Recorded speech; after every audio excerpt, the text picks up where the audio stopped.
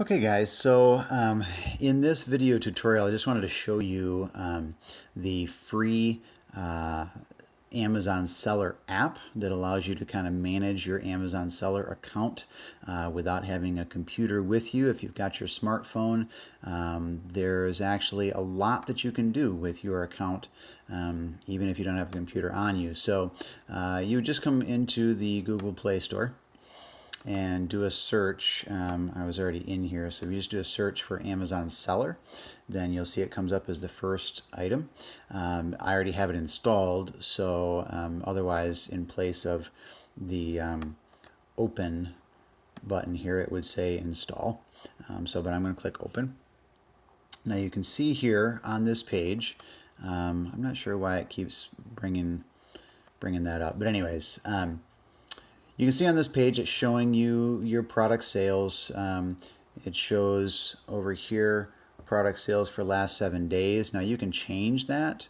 If you click this little gear icon here, you can change what it's showing. So you could do it for the last 30 days, this week so far, this month so far. You can change it from product sales in terms of dollars to units sold. Okay, so any of those, and then just at the top you would just click confirm at the top right here. It's going to recrunch the numbers and then it's going to show you. So here we are, September. We haven't quite made it to the middle of the month. You can see according to this we have product sales of about 20,000 so far. And then you can see the daily right here. It'll show you what you sold today in dollars and in units.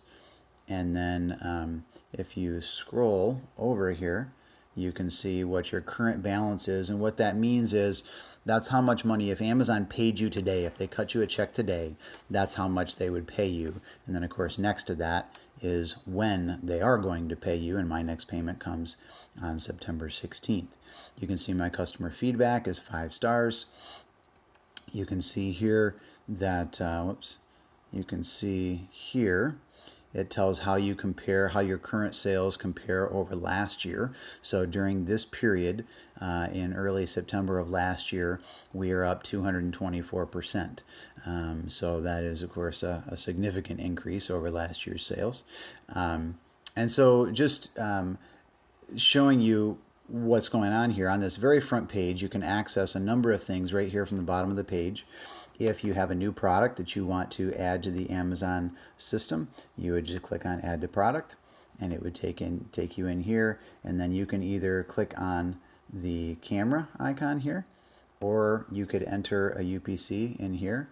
And so if you clicked on the camera, then it takes you in here and you would just scan a UPC number, a barcode, and then you would continue on from there to add the product to the Amazon system.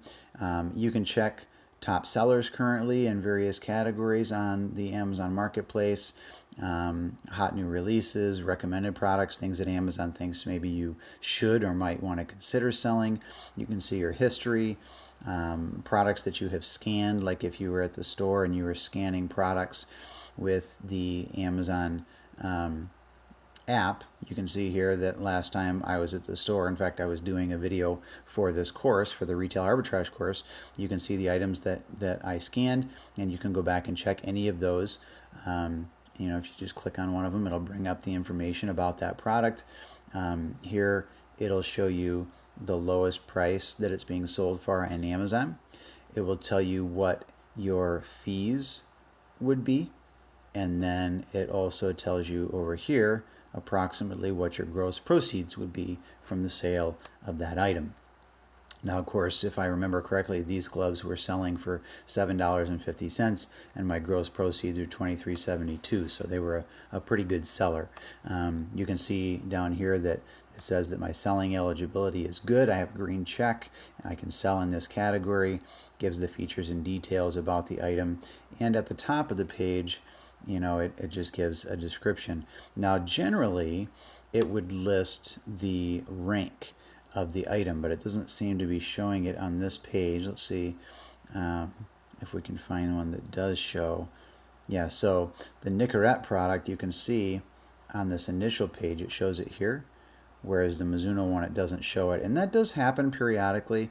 Difficult to say exactly why sometimes, but that does happen from time to time. So anyways, this is products that I previously scanned and the information that this app will show you. You can come up here to this upper left. If you click up here, then you would see that it brings you kind of a drop down of different things that you can do through this app. You've got your settings up here. If you click that, you can change the various settings about the app in terms of what notifications it gives you, that sort of thing. You can click on and check out your inventory. You can even make some basic adjustments to your inventory, primarily pricing. If you click on pricing here, it actually brings you into an area where they'll give you recommendations of, if you were to lower your price, you would get more sales or get more conversions or whatever, and they'll tell you which products those are. I don't necessarily always follow those recommendations, but it's worth taking a look at them periodically. You can, of course, check your orders from here. You can check your communications with customers from here. So if I come in here right now, I don't have any current communications that are outstanding with customers. But if I come in here to the filter and I put all instead of just unresponded, then it'll bring up, of course, all of the communications that I've got that are sitting out here. Here's one here. Now this is an automatic reply. So for automatic replies or for spam, because you do sometimes have spam communications come in through here, you can just click the no response needed down here, and then you don't have to respond to it at all. Don't click that if you've got a message that really does require a response, and be careful about that because you can end up in a bind. But then, of course, obviously, if you do want to reply, you would just click on reply, and you can come in here and leave your message. Now, you can set up templates. Up here, you can see there are templates here, and these are templates that we send to our customers, typically questions that are asked frequently, warranty questions, things like that. We have pat template responses that we send, and then of course obviously on occasion we'll have to edit those just slightly based on the communication that the customer made with us, but it does speed the process a lot in terms of customer service issues. You can of course come in here for help, and this would give you information about various questions that you might have. There's also an opportunity to contact seller support, and if you are a Fulfillment by Amazon customer, then you would use this specific section here to contact them. Product Photo Studio is interesting.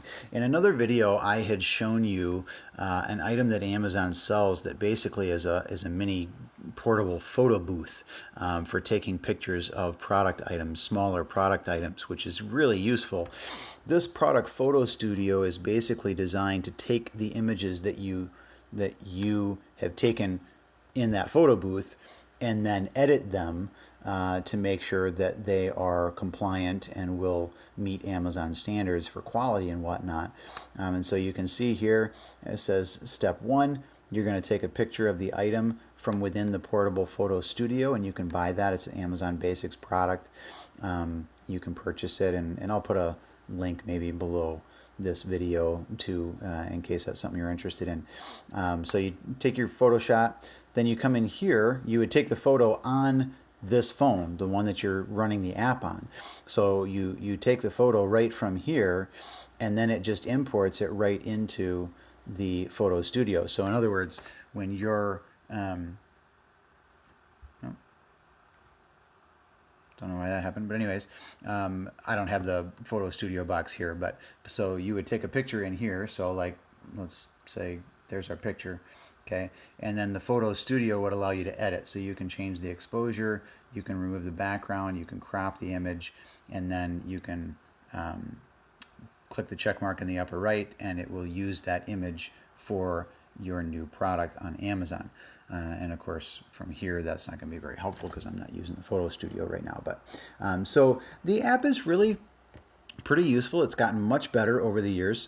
And I think it's actually a very valuable tool that I use in my business to keep me connected. That way I don't have to have my computer on me at all times. I can answer customer emails when I'm out and about. I can make pricing adjustments if I need to. I can check my sales for the day, that sort of thing. So it's a pretty useful app. I recommend definitely taking advantage of it. And again, it's free. Now, there are, in terms of doing retail arbitrage and scanning products in the store to get pricing and whatnot, there are certainly some better apps available for that purpose, but I would use them in conjunction with this app.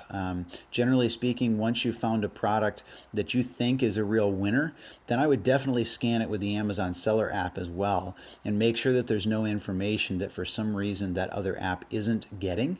Make sure there's no restrictions on the product that maybe aren't being listed, that sort of thing. So definitely have this app with you if you're going to be doing any retail arbitrage work. So hope that was helpful. And again, as always, if you've got any comments or questions, leave them below. And be sure to recommend this video to others if you feel they would find it useful. So thanks a bunch.